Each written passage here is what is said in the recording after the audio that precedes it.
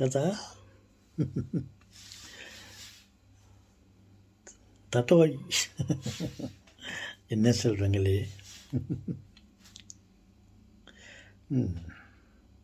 okay தாத்தா,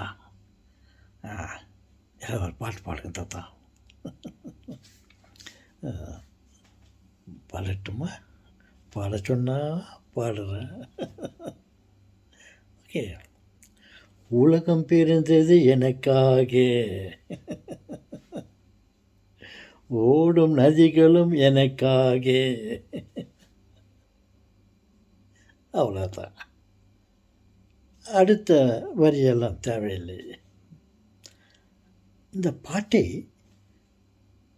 அப்படி பாடுவதை விட, உலகம் பிறந்தது எனக்காக, ஓடும் நதிகளும் எனக்காக அப்படின்றதை விட, உலகம் பிறந்தது நமக்காக,